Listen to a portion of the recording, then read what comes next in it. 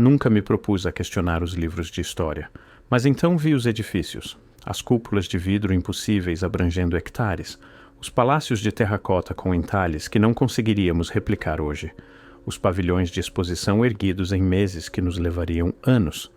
Isto não era construção primitiva com carroças puxadas a cavalo. Isto era algo herdado. E então, como um relógio, os desastres chegaram.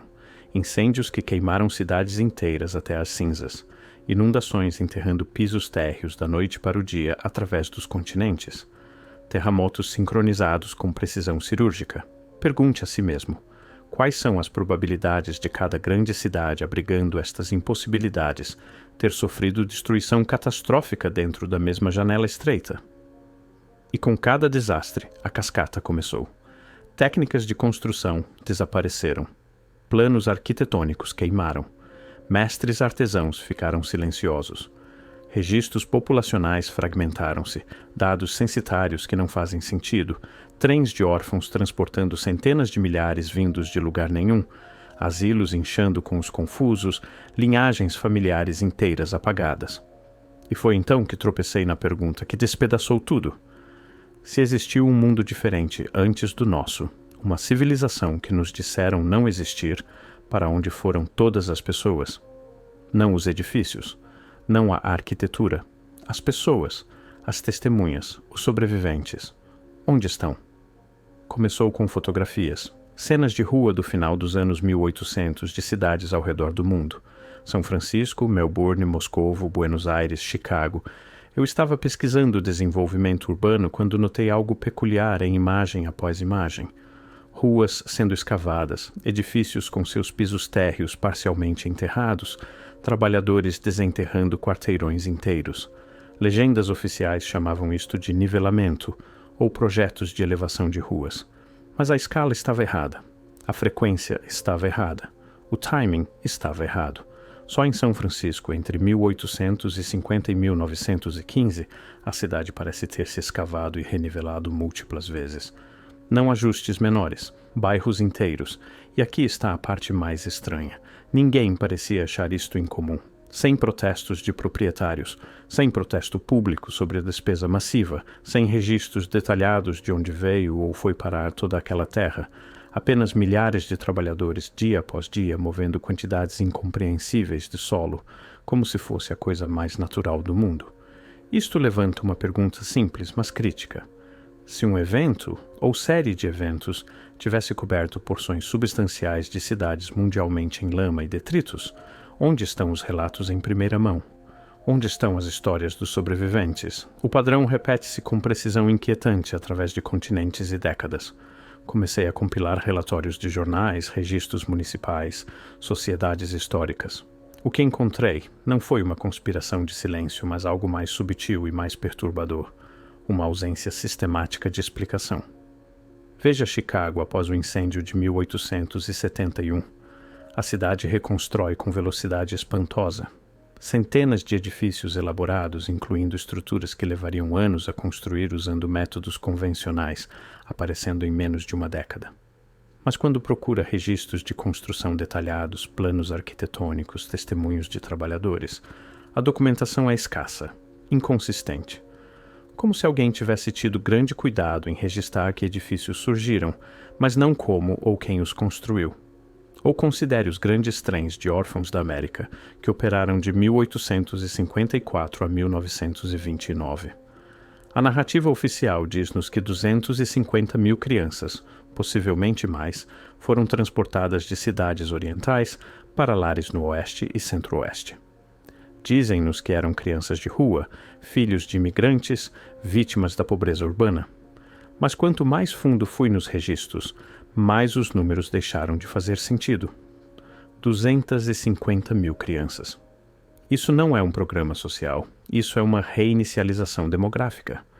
E é aí que os registros de asilos tornam-se impossíveis de ignorar. Entre 1840 e 1880, algo extraordinário aconteceu apenas nos Estados Unidos. A construção de centenas de instituições psiquiátricas massivas.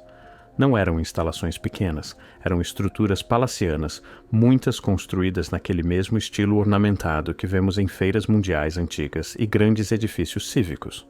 O Asilo Trans-Allegheny, o Asilo de Athens, o Asilo Estadual de Buffalo, o Hospital Estadual do Oregon, sem parar. A explicação oficial é que foi um movimento progressista, um esforço de reforma para tratar humanamente os doentes mentais. Essa explicação colapsa aqui. A velocidade de construção, a sofisticação arquitetônica, o número absoluto de leitos, tudo isto aconteceu durante um período quando, dizem-nos, a América estava apenas emergindo do Estatuto de Fronteira. Mas aqui está o que realmente me perturba. Quem encheu estes asilos?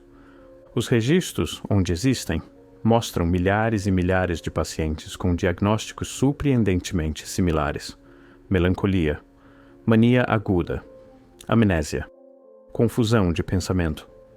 Muitos sem histórico registrado antes da admissão, sem registros familiares, sem origens documentadas, apenas primeiros nomes, às vezes sobrenomes, e um diagnóstico que parece projetado para explicar uma coisa: perda de memória.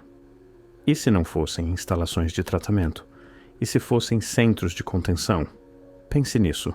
Se um evento catastrófico tivesse perturbado a civilização em escala massiva, enterrando cidades, deslocando populações, destruindo infraestrutura, como seria o rescaldo?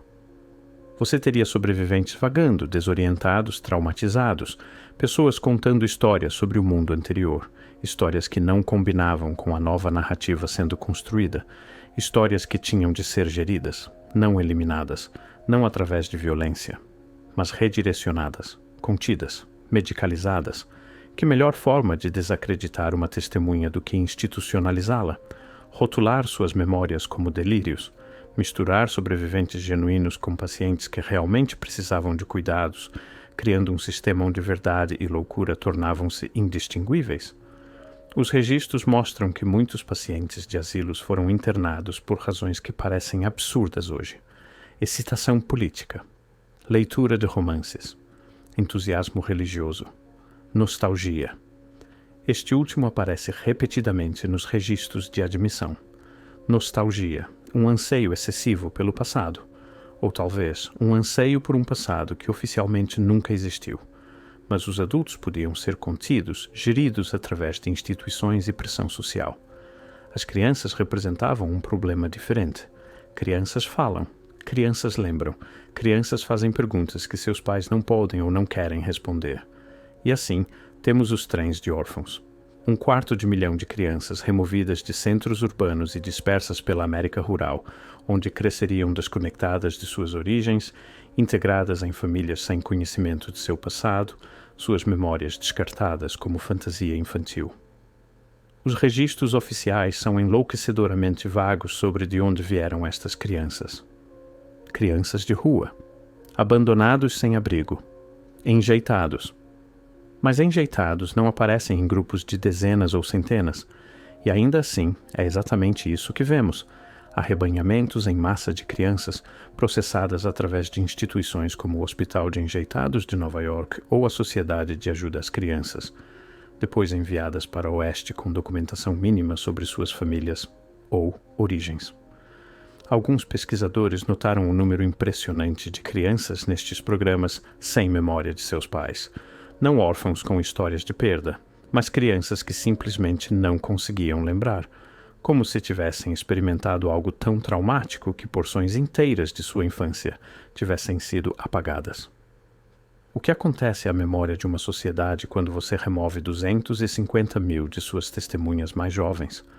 Agora expanda isto para fora, porque o padrão não se limita à América. Quanto mais fundo olhei, mais encontrei programas similares operando simultaneamente pelo mundo. Os esquemas de migração infantil da Austrália, o programa Home Children do Canadá, os programas britânicos de emigração infantil, os orfanatos da Argentina, os hospitais de enjeitados da Rússia, todos operando no mesmo período aproximado, anos 1850 até início dos 1900, todos movendo crianças em escala massiva, todos com documentação que parece simultaneamente abrangente e vazia. Temos números, datas, nomes, mas quase nenhuma história, nenhuma voz, nenhuma memória preservada. Isto levanta uma pergunta simples, mas crítica, a que continuo retornando. Como coordenar algo assim globalmente? Numa era antes da comunicação rápida, antes de organizações internacionais, antes da infraestrutura que associamos à cooperação global, como dezenas de nações implementam simultaneamente programas quase idênticos para gerir populações deslocadas, não porque fariam, não quando decidiram, não sob qual autoridade, não como. Como tal coordenação é possível sem deixar um rastro de papel que torne a coordenação explícita? A menos que não fosse coordenação, a menos que estivessem todos respondendo ao mesmo evento. Mencionei anteriormente que esta investigação começou com edifícios. Agora voltamos a eles porque a arquitetura conta sua própria história sobre esquecimento.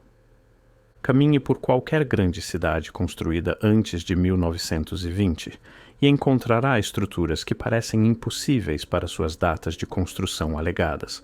Tribunais, estações de trem, bibliotecas, pavilhões de exposição, todos construídos com um nível de artesanato e sofisticação arquitetônica que supostamente pertencia a civilizações que nos dizem eram primitivas ou inexistentes apenas décadas antes. A evidência sugere algo muito maior. Estes edifícios podem não ter sido construídos durante os períodos alegados, podem ter sido escavados, reaproveitados ou simplesmente reetiquetados. Mas aceitar essa possibilidade significa aceitar que uma infraestrutura equivalente a uma civilização inteira já existia, infraestrutura que tinha de ser explicada, ou melhor ainda, incorporada numa nova narrativa onde sempre pertenceu a nós. Mas os edifícios precisavam de guardiões, pessoas para operá-los, mantê-los, e é aí que vemos outro padrão curioso. O surgimento de credenciamento e certificação profissional no final dos anos 1800. Subitamente, você precisava de treino específico para ser arquiteto, médico, engenheiro. Conhecimento antigo, conhecimento que poderia ter sido transmitido através de experiência ou aprendizagem, foi sistematizado, formalizado, controlado. Uma vez que você vê, não consegue desver. O apagamento simultâneo de um sistema de conhecimento e a implementação de outro. Não através de força, mas através de burocracia, através de credenciais. Através da insistência silenciosa de que os velhos métodos eram primitivos, não científicos, perigosos. E quem não conseguia credenciais? Os idosos, os traumatizados, os pacientes de asilos, as crianças espalhadas por áreas rurais, as testemunhas. Pelos anos 1920 e 1930, algo muda no registro histórico. As lacunas começam a fechar, a documentação torna-se mais consistente, fotografias mais abundantes, testemunhos pessoais mais alinhados com narrativas oficiais. É como se o mundo subitamente entrasse em foco na linha temporal que reconhecemos. Mas aqui está o que me assombra. Aquela geração final que poderia ter lembrado. As pessoas nascidas nos anos 1850 e 1860, que teriam sido adultos durante a alegada era do dilúvio de lama, que poderiam ter contado a seus netos sobre o mundo anterior, morrem em números massivos durante a Primeira Guerra Mundial e a pandemia de gripe espanhola. Outra perturbação demográfica, outra quebra na cadeia de memória. Não estou sugerindo que estes eventos foram fabricados, mas o timing. A completude com que removeram as últimas testemunhas que poderiam ter contradito a narrativa estabelecida. A forma conveniente como apareceram justamente quando a primeira geração, nascida na nova ordem, estava chegando à maturidade. O padrão repete-se com precisão inquietante. Então, para onde foram todos? Os sobreviventes do dilúvio de lama, se existiram. As testemunhas de qualquer evento ou transição que ocorreu. Onde estão suas vozes? Alguns, acredito, acabaram em asilos, suas memórias patologizadas até a inexistência. Outros espalhados em trens de órfãos, suas infâncias apagadas, suas perguntas sem resposta. Alguns provavelmente integraram-se silenciosamente, escolhendo silêncio sobre o custo social de serem rotulados loucos ou atrasados. Alguns morreram nas epidemias e guerras que convenientemente varreram justamente quando seus testemunhos seriam mais valiosos, mas principalmente foram para onde todas as testemunhas inconvenientes vão, para o silêncio. Não através de qualquer ato dramático único de supressão, mas através de 1000 pressões silenciosas. pressão social para se conformar, pressão econômica para aceitar os novos sistemas, pressão médica para duvidar de suas próprias memórias, pressão educacional para abandonar conhecimento antigo em favor de novas credenciais. A evidência sugere algo muito maior que um simples encobrimento. Sugere uma reorganização total da civilização, tão completa e tão bem executada que dentro de 2 gerações o mundo anterior tornou-se mito. Os sobreviventes tornaram-se pacientes, enjeitados, indivíduos dispersos sem voz coletiva. Seus filhos tornaram-se a primeira geração da nova ordem, nascidos num mundo onde o passado era o que os livros didáticos diziam que era. Comecei esta investigação procurando pessoas. Encontrei ausências. Lacunas onde deveria haver vozes, registros que documentam tudo exceto o que importa. Fotografias que mostram a escavação, mas não a explicação. Edifícios que aparecem totalmente formados sem cronograma de construção. Crianças chegando em comboios sem história de origem. A história oficial diz-nos que o final dos anos 1800 e início dos 1900 foram um período de progresso, industrialização e expansão sem precedentes. E talvez seja verdade. Talvez todos aqueles edifícios ornamentados tenham sido realmente construídos em poucos anos por civilizações de carroças e cavalos. Talvez 250.000 crianças fossem realmente todas garotos de rua. Talvez o boom de asilos fosse realmente apenas reforma progressista. Talvez cada grande cidade realmente precisasse escavar-se para projetos rotineiros de nivelamento. Talvez. Mas as perguntas persistem. Acumulam-se. Formam padrões que não podem ser explicados por coincidência ou evolução social natural. Algo aconteceu. Algo significativo o suficiente para exigir uma reinicialização global. Significativo o suficiente para que testemunhas precisassem ser removidas, memórias apagadas e uma nova história oficial escrita.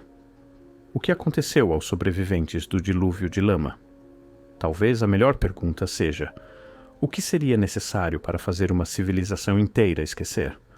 Que combinação de institucionalização, realocação, sistemas de credenciais, pressão social e renovação geracional você precisaria para substituir uma versão da história por outra em apenas 50 anos? Não muito, acontece. Apenas asilos para aqueles que lembravam claramente demais. Trens de órfãos para aqueles que poderiam um dia lembrar. Guerras e pandemias para remover as testemunhas finais. E tempo. Tempo para a última pessoa que conhecia a verdade morrer num asilo em algum lugar, suas memórias arquivadas sob delírios de grandeza ou nostalgia por um lugar que nunca existiu. Não tenho respostas. Apenas perguntas que se multiplicam quanto mais fundo vou. Apenas padrões que se repetem com precisão inquietante. Apenas ausências onde a presença deveria ser óbvia. Apenas silêncio onde deveria haver vozes. Uma vez que você vê, não consegue desver. E agora, você também não.